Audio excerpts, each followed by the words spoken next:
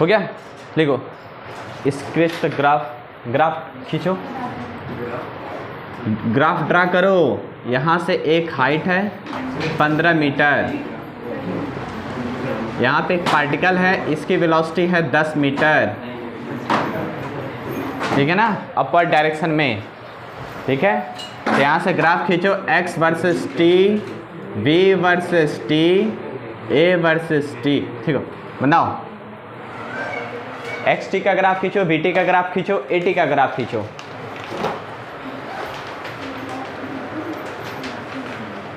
ठीक है ना, ग्राफ खींचो तीनों का।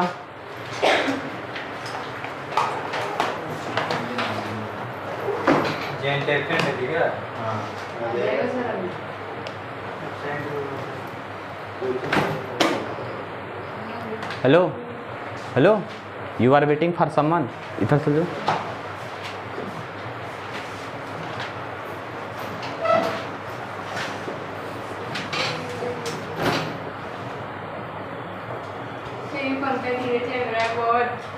आज ही चल रहा है, रोज ही चल रहा है।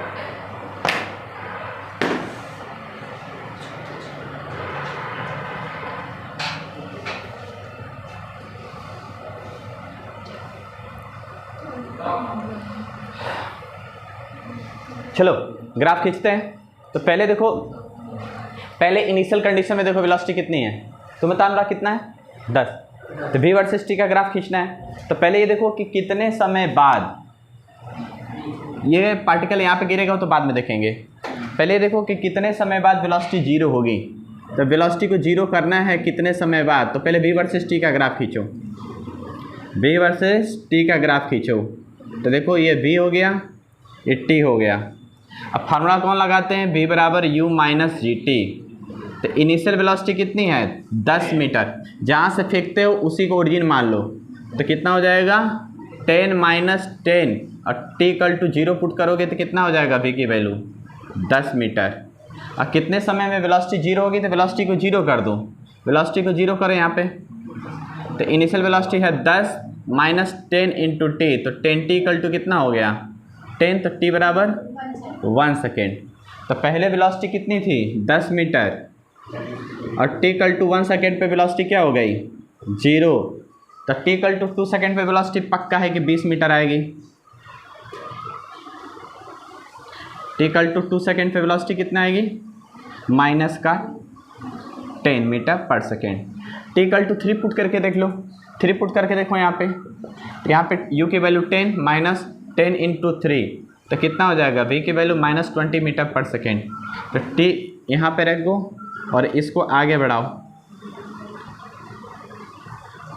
तो ये कितना हो जाएगा 3 सेकेंड पे वेलोसिटी कितनी होगी माइनस का 20 मीटर पर सेकेंड। ये हो गया v वर्सेस vt का ग्राफ। अब क्या करना है xt का ग्राफ खींचना है। इसको देख के xt का ग्राफ खींचा जा सकता है। एक्सेलरेशन नेगेटिव है कि पॉजिटिव है, चलिए बताओ। नेगेटिव क्यों, क्योंकि 10 से नेगेटिव पे जा रहा है, जब ठीक है वेलोसिटी डिक्रीज करेगी तो एक्सेलरेशन क्या होगा नेगेटिव। तो a वर्सेस t का ग्राफ खींचो। देखो ये है हमारा a और ये हमारा है t, तो इसकी जो वैल्यू होगी माइनस का 10 metre per second square. Clear, आसान है ना, बिल्कुल ईजी, ठीक है ना। उतार लो, पहले इतना उतारो, फिर मैं इसका ग्राफ खींचता हूँ।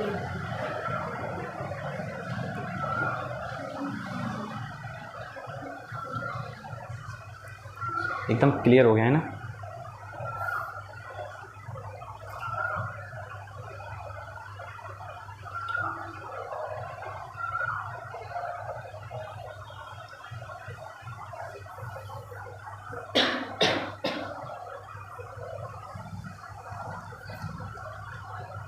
कोई डाउट है?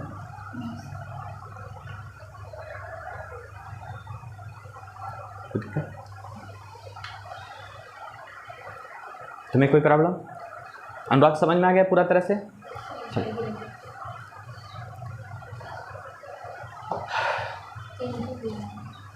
हर चीज़ कोई दिक्कत तो नहीं है ना इसमें।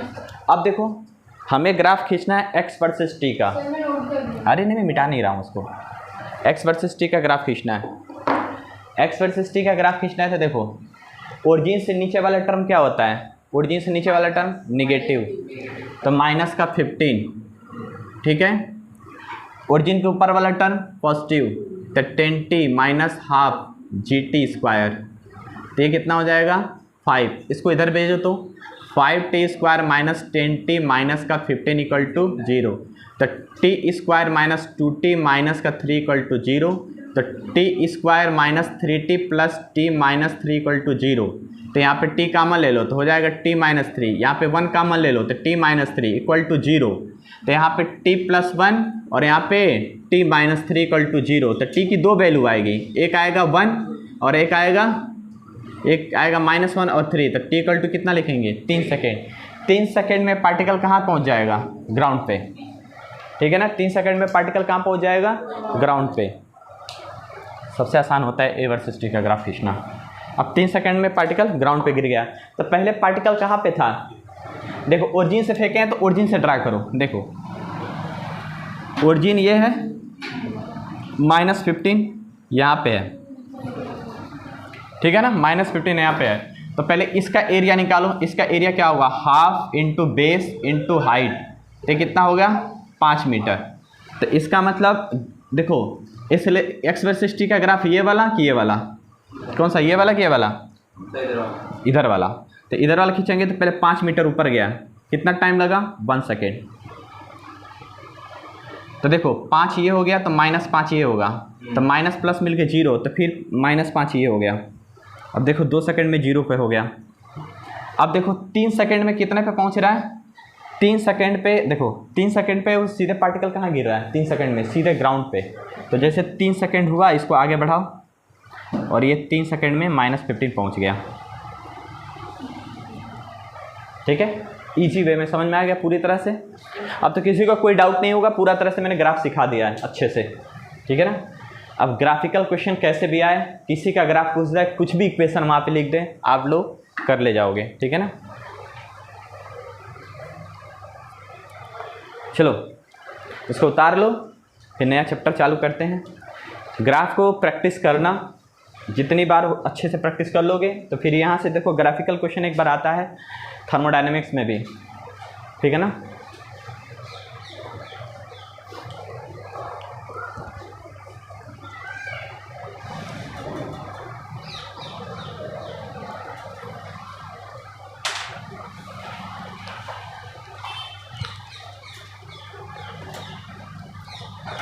मैंने इतना ज़्यादा पढ़ा दिया है ना कि अब दिमाग से उतरेगा भी नहीं। ग्राफ 3-4 दिन तो ग्राफ पढ़ाया हूँ। चलो लिखो, नया चैप्टर का नाम लिखो। सब लोग को समझ में आ गया पूरा? अरे उधर बोलते नहीं हो, आ गया।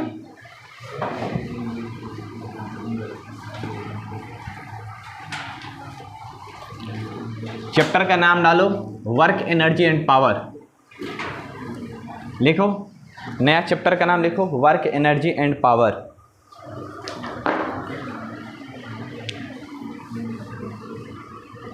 वर्क एनर्जी, अरे बात नहीं एंड पावर। वर्क एनर्जी और पावर। सबसे पहले हम डिफिनीशन लिखते हैं। देखिए इसके पहले जो आप लोग डिफिनीशन लेते थे कि किसी भी पार्टिकल पे फोर्स लगाओ, अब पार्टिकल डिस्प्लेस हो गया तो वर्क डन हो गया। वर्क डन का मतलब फोर्स इनटू डिस्प्लेसमेंट। लेकिन अब एक्चुअल डिफिनीशन लिखते हैं, डिफिनीशन ऑफ वर्क लिखो। लिखो वर्क लिखो, अब डिफिनीशन लिखो इसका, वर्क क्या होता है लिखो। डिफिनीशन में वर्क का डिफिनीशन लिखो पहले। लिखो लिखो, when A force is applied, when A force is applied, when a force is applied, when a force is applied on a body, when a force is applied on a body and the point of application and the point of application and the point of application and the point of application of force and the point of application of force get displaced and the point of application of force get displaced, that it is said to be that it is said to be work is done, that it is said to be work is done. देखो यहाँ पे देखो, तो पहले तुम लोग क्या definition देखते थे, अब देखो मान लो सपोज दैट, पहले देखो कहते थे पहले कि मान लो कि कोई पार्टिकल है, ध्यान से समझना अच्छे से, ये पार्टिकल का मास m है, इस पे फोर्स लगा दो, मान लो मैंने F फोर्स लगा दिया, अब पार्टिकल यहाँ से यहाँ डिस्प्लेस हो गया x डिस्टेंस, तो लोग कहते लोग कि वर्क डन हो गया, ठीक है ना। लेकिन ऐसा नहीं है, जिस पॉइंट पे तुम फोर्स लगा रहे हो वो पॉइंट ऑफ एप्लीकेशन डिस्प्लेस हो गया, भले बॉडी आगे गई नहीं गई, वर्क डन हो गया, ठीक है। मान लो कोई रबड़ है, ठीक है ना, ठीक है। अब इस रबड़ पे तुम यहाँ पे फोर्स लगाओ तो क्या होगा, उसका शेप ऐसे नहीं बन जाएगा, ब्लॉक डिस्प्लेस हुआ लेकिन उसका शेप में चेंज आ गया ना, तो इस पॉइंट को बोलते हैं point of application get displaced हुआ, इसका मतलब वर्क डन हो गया, ठीक है ना। तो लिखो work equal to force into point of application get displaced. क्या हो रहा है जी, लिखो work equal to force into displacement of point of application. Work equal to मैं लिख ही दे रहा हूँ, work equal to force into displacement of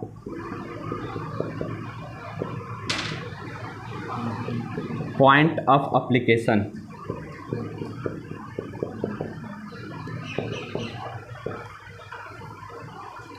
इस चैप्टर का इतना यूज है, इलेक्ट्रोस्टैटिक्स में भी इसकी ज़रूरत पड़ती है, मैग्नेटिज्म में ज़रूरत पड़ेगी, पूरा मतलब काफ़ी यूज है इसका।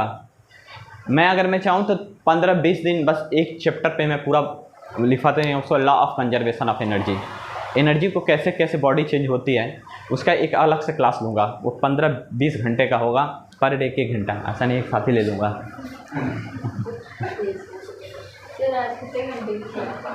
देखो इनको अभी पहले से यही टेंशन होगी कि क्लास कितने घंटे की होगी। लिखो आपने जो कहा 2 घंटे की, नहीं एक्सरसाइज नहीं, 1 घंटे चलेगा। लिखो क्वेश्चन, लिखो एक क्वेश्चन, लिखो क्वेश्चन, देखो मान लो कोई एग्जांपल में देता हूँ, ठीक है। देखो मान लो कोई बॉडी है, उसका मास ले लो तुम m और उस पर फोर्स लगा दो। एक बॉडी है, इसका मास m है और इस पर तूने फोर्स लगा दिया 10 जूल का, वर्क की यूनिट जूल होती है, ठीक है ना। लिखो वर्क की यूनिट लिख लो जूल, ठीक है ना, unit force work done equal to क्या होता है, फोर्स इनटू डिस्प्लेसमेंट, या न्यूटन मीटर भी लिख सकते हो और या इसको जूल भी लिख सकते हो, ठीक है ना। तो लिखो अब मान लो ये बॉडी है, इसमें मैंने तूने फोर्स लगा दिया, ठीक है ना, 10 न्यूटन का तुमने फोर्स लगा दिया। अरे वर्क डन लिखने की जरूरत नहीं, वर्क डन तो पूछेंगे। F इक्वल टू 10 न्यूटन का फोर्स लगा दिया और ये बॉडी यहाँ तक फोर्स लगाते चलेगा, कहाँ तक, 10 मीटर की दूरी, लेकिन ब्लॉक डिस्प्लेस हो गया कितना दूर तक, यहाँ से 20 मीटर तक। तो बताओ वर्क डन कितना होगा। तुमने ये 10 न्यूटन का फोर्स कितनी दूरी तक लगाया, 10 मीटर तक, लेकिन ब्लॉक कहाँ तक चला गया, 20 मीटर तक। तो बताओ वर्क डन कितना हुआ। 100 इज राइट आंसर, क्योंकि जितना दूर तक तुमने फोर्स लगाया है उतने दूर तक मान्य हो गया। तो फोर्स इनटू डिस्प्लेसमेंट तो कितना होगा, 10 × 10, तो 100 जूल, ठीक है ना। जितना दूर तक तुम फोर्स लगाओ, सब समझ में आ रहा है ना, जितना दूर तक तो फोर्स लगाओगे इतने तक तो बॉडी डिस्प्लेस हुई तो वर्क डन होगा, ठीक है ना। लिखो अगला,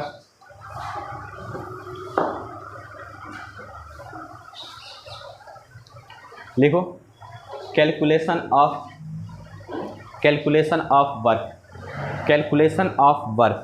वर्क का कैलकुलेशन करना है। देखो बढ़िया से सीखो, एक एक छोटी छोटी बात सिखाऊंगा, उसके बाद धीरे धीरे चीज़ें मजबूत होती जाएंगी। देखो कैलकुलेशन ऑफ वर्क, हाँ हेडिंग डालो, कैलकुलेशन ऑफ वर्क। देखो work done by a constant force, work done by a constant force. मान लो एक पहला क्वेश्चन मैं इसको दिखाता हूँ, देखो बेसिक ज्ञान, पहले बेसिक सीख लो, ठीक है। Work done by a constant, मान लो सपोज दैट कि मान लो कोई बॉडी है, अब देखो इधर से सुनो, कैलकुलेशन ऑफ वर्क में देखो, ठीक है। मान लो सपोज दैट ये कोई बॉडी है, ठीक है ना। मान लो सपोज दैट इस पर तुमने ये ब्लॉक था, उस पर तुमने ऐसे फोर्स लगा दिया और डिस्प्लेसमेंट के बीच में एंगल थीटा है। अब क्या है कि इसका वर्क डन निकालो, इसका वर्क डन निकालो, तो या तो x को f के डायरेक्शन में तोड़ दो या f को x के डायरेक्शन में तोड़ दो। तो लिखो work equal to component of force along displacement into displacement, component of force along displacement into displacement. Work को इसको दो तीन तरीके से लिख सकते हैं, component of force along displacement, component of force along displacement into displacement. देखो वर्क डन इक्वल टू क्या लिखोगे, component of force along displacement into displacement, ठीक है। तो कंपोनेंट ऑफ फोर्स कितना है, F को इस डायरेक्शन में तोड़ोगे तो क्या होगा, F cos theta into displacement. या दूसरा तरीका, component of displacement along the direction, along लिखो, अगला लिखो,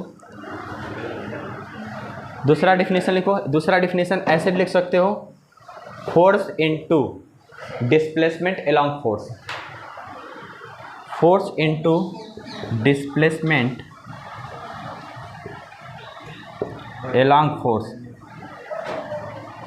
डिस्प्लेसमेंट एलॉन्ग फोर्स। तो देखो या तो फोर्स लिखो और डिस्प्लेसमेंट को फोर्स के डायरेक्शन में तोड़ोगे तो क्या होगा, x cos थीटा, ये भी सही है। और या तो ये फर्स्ट तरीका है, ऐसे भी कर सकते हो, ऐसे कर सकते हो, या तो work done equal to force displacement और उनके बीच का एंगल, ये भी सही है। तीसरा तरीका, जिस मेथड से लगाओगे आंसर एक्यूरेट ही आएगा, ये तुम्हारे ऊपर है कि तुम क्या मेथड लगा रहे हो, ठीक है ना। तो F इंटू S, इसका मतलब क्या हुआ, S लिखे है ना, ये D नहीं है, तो लिखेंगे इसको ऐसे भी लिख सकते हो, कॉस थीटा में क्या होता है, डॉट प्रोडक्ट बताए थे, और क्रॉस में साइन थीटा, ठीक है ना। तो F डॉट S का मतलब क्या होगा, FS, अरे यार ये S है जी, डॉट हटाओगे तो कॉस थीटा, ठीक है ना।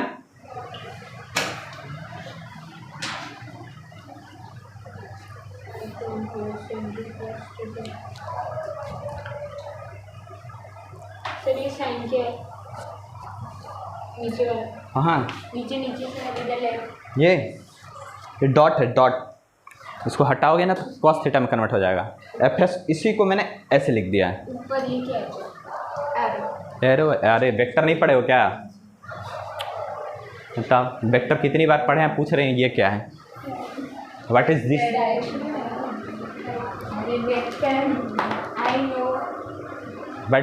आई नो बट आई फॉरवर्ड,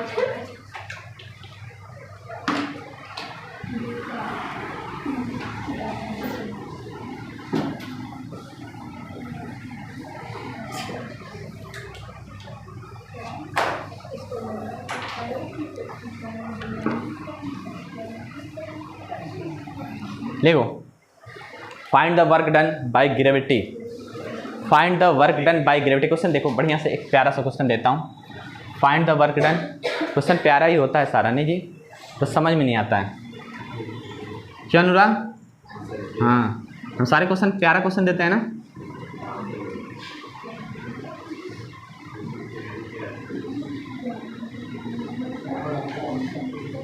ठीक है, अब ये ब्लॉक है, उसका मास m है, इस पर ग्रेविटेशन फोर्स लग रहा है।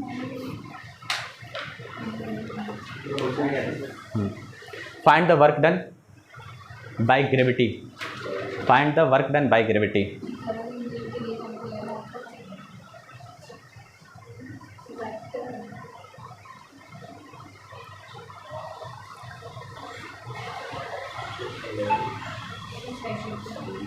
Find the work done by gravity.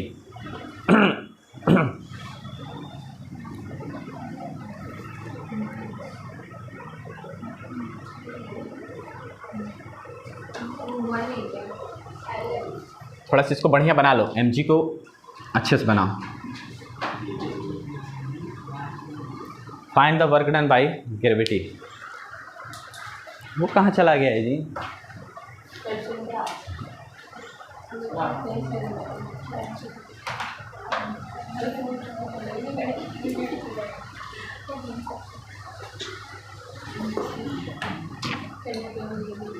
देखो एक बात बताओ, अगर मैं कहूँ कि डिस्प्लेसमेंट कितना हुआ है तो डिस्प्लेसमेंट का फार्मूला क्या होता है? इनिशियल से फाइनल देखते हैं। डिस्प्लेसमेंट निकालते हैं तो इनिशियल से फाइनल देखते हैं। तो पार्टिकल इनिशियल में तो यहाँ था, फाइनल में कहाँ पहुँच गया? तो ये दूरी कितनी हुई? √2l। ये कहाँ से लिख दिया सर? आया समझ में? √2l कैसे? इस देखो इसका स्क्वायर प्लस, ठीक है। तो बॉडी का कितना डिस्प्लेसमेंट हुआ? √2l। अगर ये 90 डिग्री है तो ये एंगल कितना होगा? 45। तो देखो ये हो गया 45, तो ये कितना हो गया? 45। तो या तो फोर्स को डिस्प्लेसमेंट के डायरेक्शन में तोड़ दो या डिस्प्लेसमेंट को फोर्स के डायरेक्शन में तोड़ दो। तो वर्क डन कितना हो जाएगा? Work done equal to mg है तो लिखो mg को डिस्प्लेसमेंट के डायरेक्शन में तोड़ दो तो mg cos 45। सर ये फोर्स को डिस्प्लेसमेंट क्या है समझ में नहीं आया, आपने क्या बोला? तो फोर्स को डिस्प्लेसमेंट की तरफ तोड़ दिया। इसको डिस्प्लेसमेंट किधर है? उस तरफ तो इसको इधर तोड़ोगे तो क्या होगा? mg cos 45 into √2l। तो mg cos 45 की वैल्यू कितनी होगी? 1/√2 इंटू √2 इंटू l। तो इससे ये कैंसिल हो गया तो mgl। ये हो गया वर्क डन। पहला तरीका, फर्स्ट तरीका। सेकंड तरीका क्या करो? या तो डिस्प्लेसमेंट को फोर्स के डायरेक्शन में तोड़ो। तोड़ने आता है ना जी, जिधर झुका होता है इधर कॉस मानते हैं, तो ये इधर टूट जाएगा। तो लिखेंगे सेकंड तरीका, ठीक है। डिस्प्लेसमेंट को फोर्स के डायरेक्शन में तोड़ोगे तो कितना होगा? mg cos 45। फोर्स को नहीं तोड़ना है।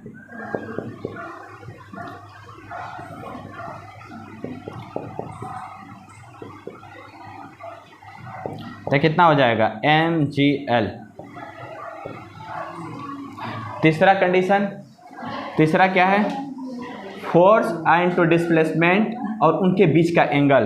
तो फोर्स कितना है? mg। डिस्प्लेसमेंट कितना है? √2l। और उनके बीच का एंगल कितना है? cos 45। ऐसे भी करोगे तो भी यही आएगा।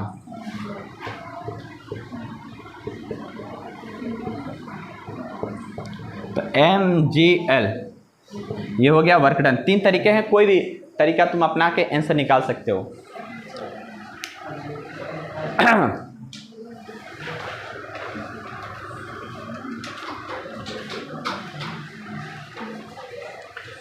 इधर किसी को बाबू डाउट? अनुराग कोई प्रॉब्लम आ रहा है समझ में ना पूरा?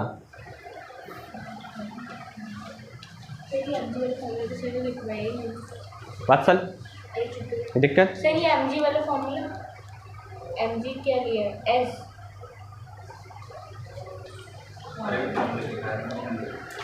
उसमें mg लिखो। इसकी जगह mg लिखा है, ये फोर्स की जगह पर रखा है।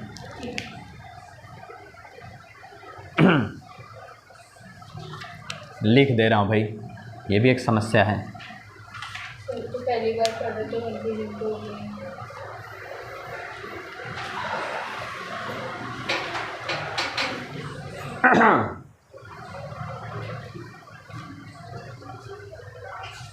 निष्ठा ये दिक्कत? यस सर दिक्कत है।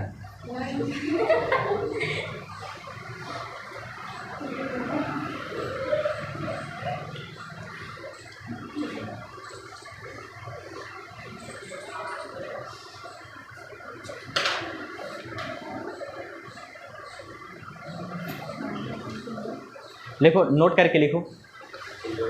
अच्छा उतार आराम आराम से करो, कोई दिक्कत नहीं है। देखो आप लोगों का बेसिक काफ़ी अच्छा हो गया है काइनेमेटिक्स, एनालॉग, फ्रिक्शन से, इसलिए मैंने उसमें इतना न्यूमेरिकल कराया कि आप लोग को यहाँ पे दिक्कत ना करे, ठीक है ना।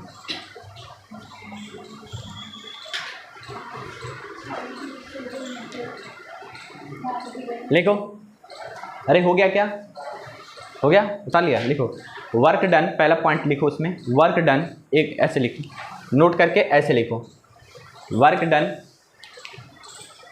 Done by a force, work done by a force is positive, work done by a force is positive if theta is less than 90 degree. Theta is less than 90 degree, इस एंगल को क्या बोलते हैं? Acute angle. वर्क डन, ठीक है, by a force is, work done, ठीक है, by a force will be positive if theta equal to 90 degree. ठीक है ना, ये लिखो। Second point, work done by a force is, theta less than 90 degree है, इक्वल टू लिख रहा है। Work done by a force will be negative, work done by a force will be negative if theta greater than 90 degree. Work done by a force is negative if theta is 90 degree, if theta is greater than 90 degree, sorry, theta is greater than 90 degree. ठीक है, work done theta is greater than 90 degree. ठीक है ना, greater. Work done by a force is, second case. Third case लिखो, work done by a force is 0, work done by a force is 0 if theta equal to 90 degree. Theta equal to, तीसरा condition, theta equal to 90 degree, तो work done by a force is 0, work done by a force is 0। वैसे लोग लिखते हैं work done by force will be 0, होगा। लिखो, अब लिखो work done by a variable force, work done, हाँ अगला हेडिंग डालो, work done by a variable force, work done by a variable force. देखो एक बात जान लो, जब भी कोई चीज़ वेरी करे ना, वेरिएशन हो रहा हो, ऐसे मतलब चेंज हो रहा हो, तो क्या लगाते हैं? इंटीग्रेशन। ठीक है ना, हमेशा याद रख लेना। जब कोई चीज़ मतलब चेंजिंग होने लगे, जैसे मान लो ये पे क्या था, फोर्स की वैल्यू क्या थी? एकदम फिक्स थी, लेकिन अब ये वेरी करने लगे एक्स के फॉर्म में, डी के फॉर्म में, डिस्प्लेसमेंट, तो क्या करते हैं? इंटीग्रेशन। इंटीग्रेशन का यूज़ कब करते हैं? जब चीज़ें वेरिएशन करने लगे। ठीक है ना, तो लिखो तब कैसे करेंगे, देखो लिखो, छोटे छोटे एकदम बेसिक से स्टार्ट करते हैं, छोटे छोटे क्वेश्चन करेंगे, फिर उसके बाद अच्छे लेवल का क्वेश्चन करेंगे। जैसे मैंने अभी आप लोग को ग्राफ का एक अच्छे लेवल का क्वेश्चन कब कराया? जब पूरा बेसिक क्लियर रहेगा तभी एक बड़ा लेवल का क्वेश्चन समझ में आएगा। तो लिखो work done by a variable force, work done by a variable force, work done by a variable. मान लो सपोज दैट कि वेरिएबल होगा तो क्या करेंगे? वर्क इंटीग्रेट करेंगे। अरे समझ में आ रहा है ना, वर्क डन इसको इंटीग्रेट करेंगे और यहाँ पे जो फंक्शन लगाएंगे वो डी भी क्या होगा? वेरी करेगा। डी भी क्या होगा? वेरी करेगा। अब ये जो फोर्स है, इस फोर्स की वैल्यू एक्स में भी वेरी कर सकती है, वाई में भी वेरी कर सकती है और जेड में वेरी कर सकती है। तो मान लो सपोज दैट कि इफ़ एफ की वैल्यू मैंने ले लिया एक्स में भी, F x i cap, F Y J cap और एफ जेड के कैप, और डिस्प्लेसमेंट को इसको भी मैंने वेरी कर दिया दो तीन तरीके से। डी एस को भी वेरी करो, d x i cap, d y z cap और डी जेड के कैप। अब देखो तो वर्क डन का फार्मूला क्या हो जाएगा? ऐसे करके देखो, तब वर्क डन इक्वल टू कितना होगा? F x i cap, F Y J cap plus F Z k cap dot D x. बात मत करो, बात करोगे तो फिर समझाना मुश्किल हो जाएगा। ठीक है, इसको उतारो। तो कंडीशंस क्या हो जाएगी? x का x में मल्टीप्लाई करो, y का y में मल्टीप्लाई करो और z का z में मल्टीप्लाई करो। तो ये वर्क डन हो जाएगा। उतारो फिर बताता हूँ, पहले उतार लो फिर एक एक चीज़ को समझाता हूँ फिर से एक बार और।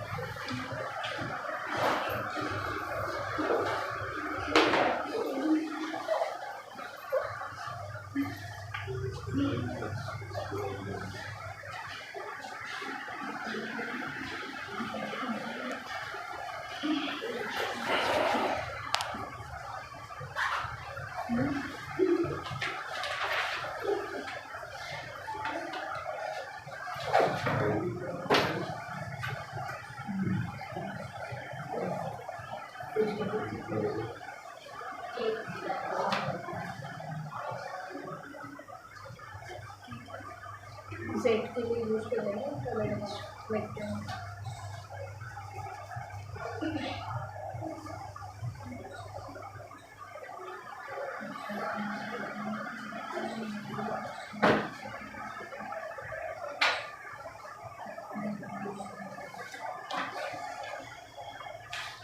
फेयर कॉपी है ना सबके पास? रफ में मत लिखा करो यहाँ पे।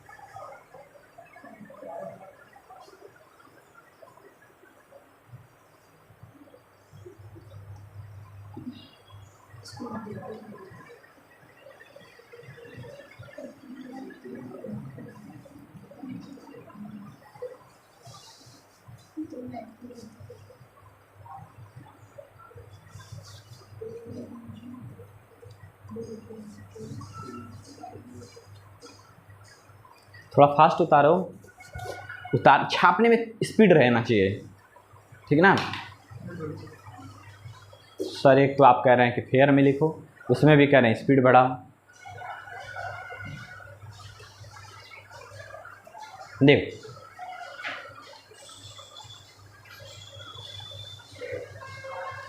देखो एक बात बताओ, मैंने बोला था ना कि अगर एफ भी वेरी करेगा और ये दोनों वेरी करेगा तो क्या लगाएंगे? इंटीग्रेशन। क्लियर? क्या करेंगे? इंटीग्रेशन। अब एफ जो है मान लो उसके 3 कंपोनेंट हैं, एक्स में भी है, वाई में भी है और जेड में भी है, डिस्प्लेसमेंट भी। तो अब क्या करेंगे? इंटीग्रेशन तो करेंगे लेकिन इसको डॉट करेंगे। तो डॉट करके देखो, इतना इतना इतना एफ की वैल्यू मैंने रख दी और डिस्प्लेसमेंट की भी वैल्यू मैंने रख दी। देखो तो एक्स वाला एक्स के साथ मल्टीप्लाई करोगे तो ये आएगा, वाई के साथ वाई का मल्टीप्लाई करोगे तो आएगा, और जेड के साथ जेड का मल्टीप्लाई करोगे तो आएगा। देखो और आई मिलकर मल्टीप्लाई हो जाता है तो क्या होता है? डॉट में आई डॉट आई क्या होता है? 1। अरे भाई डॉट का मतलब क्या होता है? cos थीटा ना। देखो आई डॉट आई, अब तो आई और cos थीटा, और थीटा की वैल्यू एक ही डायरेक्शन, उसी डायरेक्शन में फोर्स है, उसी डायरेक्शन में डिस्प्लेसमेंट है, तो एंगल कितना हुआ? 0। cos 0 की वैल्यू क्या होती है? 1। इसलिए आई डॉट आई की वैल्यू 1 हो गई। तो सीधा सीधा इसका इसमें मल्टीप्लाई करके ये लिख दो, इसका मल्टीप्लाई करके ये लिख दो, और इसका मल्टीप्लाई करके ये लिख दो, ठीक है ना। डायरेक्ट मल्टीप्लाई करो, डायरेक्ट इंटीग्रेशन, ठीक है। अभी क्वेश्चन कराऊंगा तो अच्छे से समझ में आ जाएगा, इस बेसिस पे क्वेश्चन कराते हैं। लिखो, किसी पास किताब नहीं है कुछ अच्छा प्रॉब्लम मिल जाता है उसमें, लिखो, खैर लिखो। Find work done by a force, find work done by a force F equal to, find the work done by a force F equal to XI plus YZ।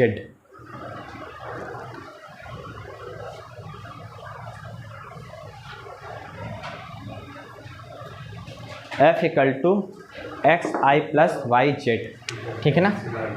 F equal to XI plus YZ। देखो F equal to XI plus YZ। देखो अगला, आगे लिखो, आगे तो लिखो। देखो if it is displaced,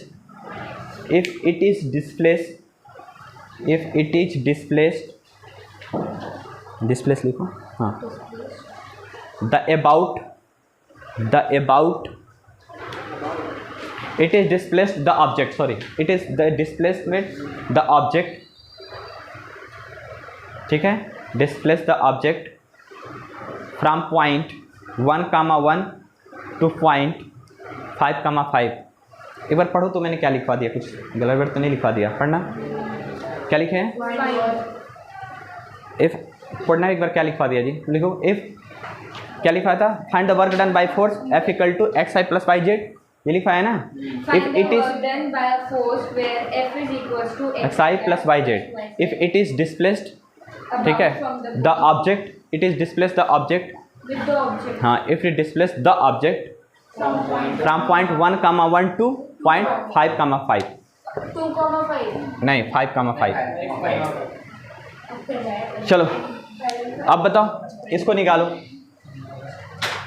work done निकालना है 1,1 टू 5,5, ये है, क्या कुछ और नहीं लिखवा दिया ना? देखो ये फोर्स है, डिस्प्लेसमेंट को मतलब डिस्प्लेसमेंट को तो ऐसा लिखना हमेशा कोशिश करना। कैसे ये पता चला? क्योंकि 1,1 टू 5,5 है, ये कोऑर्डिनेट किसका है? ये 1 और 1, ये 1 और 5 किसका है? एक्स कोऑर्डिनेट, और ये किसका है? क्या बात है जी, मुस्कुरा रहे हो? हाँ, कुछ ना कुछ सीक्रेट छिपा रहे हैं सब, क्या बात है? अच्छा, वहाँ से प्रॉब्लम हो रही है, सीक्रेट वहाँ है, चलो कोई बात नहीं। Work done equal to force, force कितना है? फोर्स इनटू डिस्प्लेसमेंट, ये सब अच्छे बच्चे हैं, सब सीक्रेट अच्छा ही रहता है इन लोग का, ठीक है। F equal to X I, sir आपके सामने अच्छे बन के बैठे हैं, एक बार बाहर निकल के देखिए, नहीं जी, डी एक्स आई plus d y z, d x आई प्लस डी वाई जेड। अब देखो इसको ऐसे उतार लो पहले, ठीक है ना। अब देखो x का x से मल्टीप्लाई करो तो क्या लिखोगे? x डी एक्स, y का y से मल्टीप्लाई करो तो y डी वाई, ऐसे इंटीग्रेशन लगा दिए। अब देखो इंटीग्रेशन लगाएंगे तो 1 का देखो x का कंपोनेंट कौन है? यहाँ पे है और 1 है, तो 1 से लेकर 5 तक, बहुत सिंपल। y का देखो यहाँ पे y का 1 है, यहाँ पे y का 5 है, तो लिखेंगे 1 से लेकर 5, क्लियर। अब देखो x डी एक्स का इंटीग्रेशन तुम्हें पता है, सीखे हो बहुत बार, x square by 2, x square by 2, और y डी वाई का y स्क्वायर बाई 2, और 1 से लेकर 5 तक, क्लियर। मैं एक बार और फिर समझाऊँ, ये समझ में आ गया? आ गया तो उतार लो। अच्छा एक बार और चलो कराते हैं। सर आप इतना जान लीजिए, हम लोग में ना में हाँ होता है और हाँ में ना होता है। ये कहाँ होता है ऐसी जगह? ना में हाँ होता है, हाँ में ना हो रहा है तुम लोग का। समझ में आ गया? नहीं सर, मतलब आ गया। लास्ट स्टेप नहीं आया। अच्छा मैं बता रहा हूँ, अभी एक बार और रिपीट कर रहा हूँ।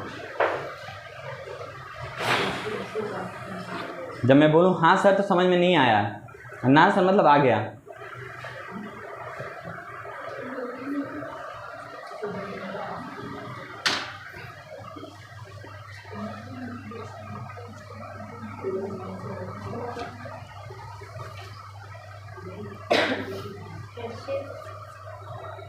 देखो उतार लो दिक्कत है अभी भी। लास्ट स्टेप में कंफ्यूजन अबे है। अच्छा बता रहा हूँ, लास्ट स्टेप में कन्फ्यूजन है, मतलब काइनेमेटिक्स अभी गड़बड़ा रहा था तुम्हारा। ये हाफ कहाँ से आ गया वो? लो ये देखो एक्स डी एक्स का क्या होता है? X square by 2। Low integration गड़बड़ा रहा है। सर मैं बहुत खतरनाक इंटीग्रेशन करी हूँ, कभी कभी क्या होता है छोटे गेंद पे बोल्ड हो जाते हैं हम लोग। सचिन तेंदुलकर है हम लोग, बड़े बड़े गेंद पे छक्का मार देंगे, कोई गारंटी नहीं है किस नहीं। ये सबके साथ होता है, सबके साथ अच्छे क्वेश्चन बन जाते हैं, लोकल क्वेश्चन। क्रिकेट तुम लोग देखते हो, दूसरा समझते हो? दूसरा तुम लोग से नहीं पूछ रहा हूँ, तुम लोग कुछ और सोच लोगे। दूसरा का मतलब होता है कि ये एक ऐसी बॉल होती है एकदम टाइट क्लिक कर गई तो ठीक है, नहीं तो बोल्ड। हाँ देखो F equal to X I plus Y Z, ये फोर्स की वैल्यू है और डिस्प्लेसमेंट की वैल्यू ये है। अब देखो वर्क डन क्या होता है? फोर्स इनटू डिस्प्लेसमेंट, तो फोर्स को फोर्स की जगह रख दो और डिस्प्लेसमेंट को डिस्प्लेसमेंट की जगह रख दो। अब x का x में मल्टीप्लाई करो x डी एक्स, y का y में मल्टीप्लाई करो y डी वाई। अब देखो x डी एक्स का इंटीग्रेशन क्या होता है? एक्स स्क्वायर बाई 2, ऐसे ही y डी वाई का y स्क्वायर बाई 2। अब ये 1 का यहाँ पे रख दो, इनिशियल का इनिशियल वही रख, उतार दिए हैं बस। और ये यहाँ पर रख दिए यहाँ पर, बस इसका इंटीग्रेशन कर दिए Y square by 2 X D x का एक्स स्क्वायर बाई 2। अब देखो आगे कैसे करेंगे, 1/2 लिख दिए।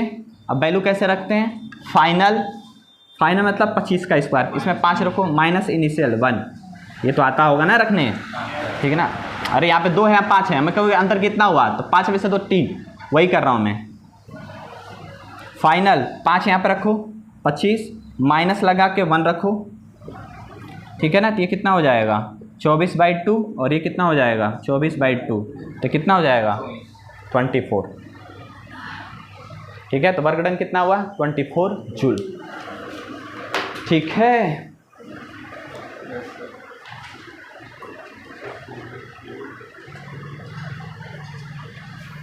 चलो